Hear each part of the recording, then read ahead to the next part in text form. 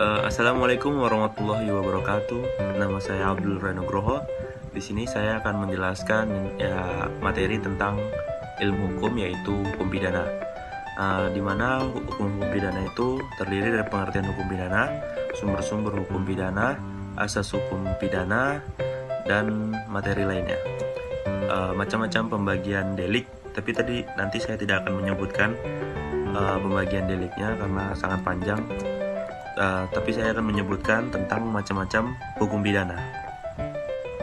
Hukum pidana adalah keseluruhan dari peraturan-peraturan yang menentukan perbuatan apa yang dilarang dan termasuk ke dalam tindak pidana, serta menentukan hukuman apa yang dapat dijatuhkan terhadap yang melakukannya. Menurut Profesor Moiljadno, sarjana hukum pidana adalah bagian dari pidana keseluruhan hukum yang berlaku di suatu negara, yang mengadakan dasar-dasar dan aturan-aturan untuk 1. Menentukan perbuatan-perbuatan mana yang tidak boleh dilakukan yang dilarang, dengan disertai ancaman sanksi yang berupa pidana tertentu bagi barang siapa yang melanggar larangan tersebut.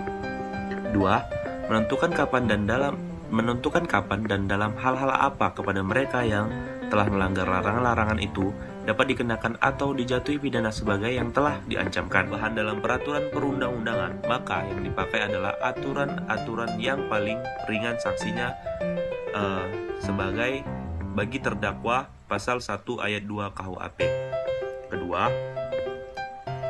asas tiada pidana yang delik tentang hukum pidana. Dan di sini saya akan menjelaskan macam-macam pidana. Mengenai hukuman apa yang dapat dijatuhkan terhadap seseorang yang telah melanggar ketentuan-ketentuan dalam Undang-Undang Hukum Pidana. Dalam pasal 10 KUHP ditentukan macam-macam hukuman yang dapat dijatuhkan, yaitu sebagai berikut. Hukuman-hukuman pokok. 1. Hukuman mati. Tentang hukuman mati ini, terdapat negara-negara yang mengharuskan bentuknya hukuman ini, seperti Belanda, tetapi Indonesia. Ketiga, menentukan dengan cara bagaimana pengenaan pidana itu dapat dilaksanakan apabila ada orang yang disangka telah melanggar larangan tersebut.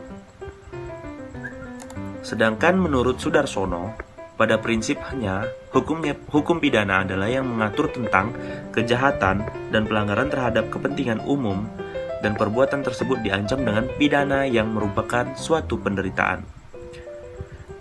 Dengan demikian, hukum pidana bukanlah mengadakan norma hukum sendiri, melainkan sudah terletak pada norma lain dan sanksi pidana.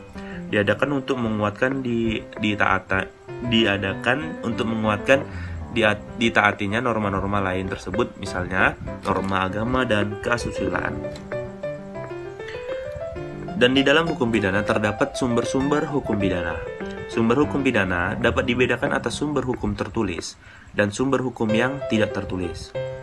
Di Indonesia sendiri khususnya, kita belum memiliki kitab undang-undang hukum pidana nasional, sehingga masih diberlakukan kitab undang-undang hukum pidana warisan dan pemerintah kolonial Hindia Belanda. Adapun sistematika kitab undang-undang hukum pidana antara lain: 1. Buku 1 tentang ketentuan umum pasal 1 sampai 103. Kedua, Buku 2 tentang kejahatan pasal 104 sampai 488. Ketiga, Buku 3 tentang pelanggaran pasal 489 sampai 569. Dan juga ada beberapa. Ke-1, Undang-Undang Nomor 8 Tahun 1955 tentang tindak pidana imigrasi. 2. Undang-Undang Nomor 9 Tahun 1967 tentang narkoba. Ketiga, Undang-Undang Nomor 16 Tahun 2003 tentang anti-terorisme. Dan masih banyak lain undang-undangnya. Ketentuan-ketentuan hukum pidana, selain termuat dalam kitab undang-undang hukum pidana maupun undang-undang khusus, juga terdapat dalam berbagai peraturan perundang-undangan lainnya, seperti Undang-Undang Nomor 5 Tahun 1960 tentang Peraturan Dasar Pokok-pokok Agraria, Undang-Undang Nomor 9 Tahun 1999 tentang Perlindungan Konsumen, Undang-Undang Nomor 19 Tahun 2002 tentang Hak Cipta dan sebagainya. Hal tersebut dimungkinkan karena adanya pasal jembatan, yakni pasal 103 Kitab Undang-Undang Hukum Pidana. Asas hukum pidana. Di dalam hukum pidana juga terdapat asas-asas hukum pidana, yaitu satu, asas legalitas, yaitu artinya tidak ada suatu perbuatan dapat dipidana kecuali atas kekuatan aturan pidana dalam peraturan perundang-undangan yang telah ada sebelum perbuatan itu dilakukan. Pasal 1 ayat 1 KUHP. Jika sesudah perbuatan dilakukan ada perubahan dalam peraturan perundang-undangan, maka yang dipakai adalah aturan-aturan. Kedua, asas tiada pidana tanpa kesalahan, dalam bahasa Belandanya geen straf zonder schuld. Untuk menjatuhkan pidana kepada orang yang melakukan tindak pidana harus dilakukan bila mana ada unsur kesalahan pada diri orang tersebut. Ketiga, asas teritorial.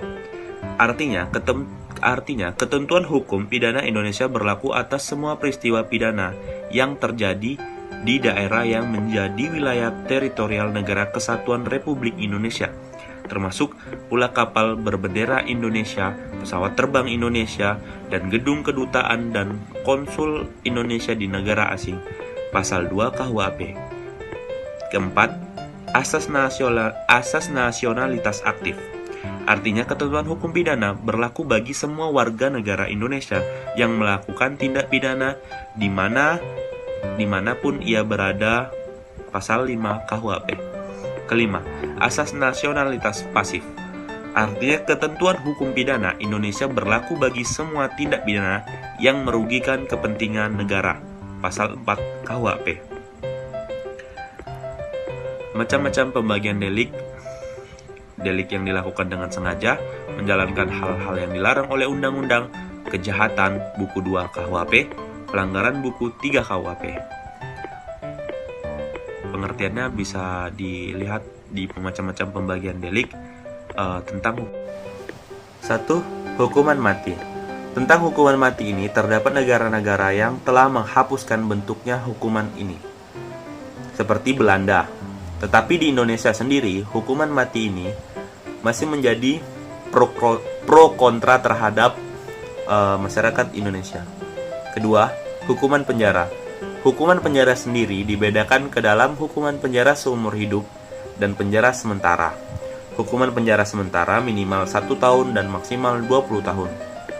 Terpidana wajib tinggal dalam penjara selama masa hukuman dan wajib melakukan pekerjaan yang ada di dalam maupun di luar penjara, dan terpidana tidak mempunyai hak pistol. Ketiga, hukuman kurungan. Hukuman ini kondisinya tidak seberat hukuman penjara dan dijatuhkan karena kejahatan ringan atau pelanggaran biasa. Terhukum dapat memilih antara hukuman kurungan atau hukuman denda. Bedanya hukuman kurungan dengan hukuman penjara, pada hukuman kurungan terpidana tidak dapat ditahan di luar tempat daerah tinggalnya kalau ia tidak mau, sedangkan pada hukuman penjara dapat dipenjarakan di mana saja. Pekerjaan kurungan terpidana tidak dapat ditahan di luar tempat daerah tinggalnya kalau ia tidak mau. Kok diulang lagi? Mana jedanya? Pekerjaan paksa yang dibebankan kepada terpidana penjara lebih berat dibandingkan dengan pekerjaan yang harus dilakukan oleh terpidana kurungan. Dan terpidana kurungan mempunyai hak pistol. Hak pistol itu hak untuk memperbaiki nasib. Sedangkan pada hukuman penjara tidak diberikan hak pistol. Hukuman denda. Dalam hal terpidana boleh memilih sendiri antara denda dengan kurungan. Maksimum kurungan pengganti denda adalah 6 bulan.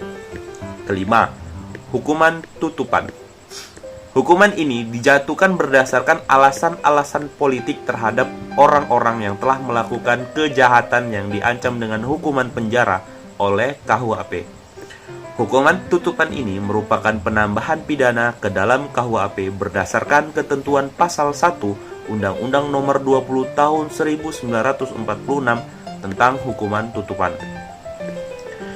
Adapun itu hukuman tambahan. Di dalam hukum pidana, hukuman tambahan tidak dapat dijatuhkan secara tersendiri melainkan harus disertakan hukuman pokok. Hukuman tambahan tersebut antara lain: 1. Pencabutan hak-hak tertentu. Kedua, penyitaan barang-barang tertentu. Ketiga, pengumuman keputusan hakim. Di dalam penjelasan hukum pidana, hanya ini yang dapat saya sampaikan dan saya beritahukan kepada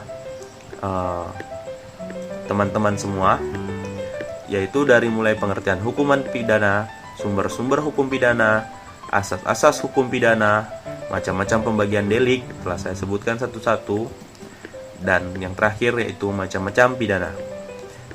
Sekian dari saya akhiri. Wassalamualaikum warahmatullahi wabarakatuh.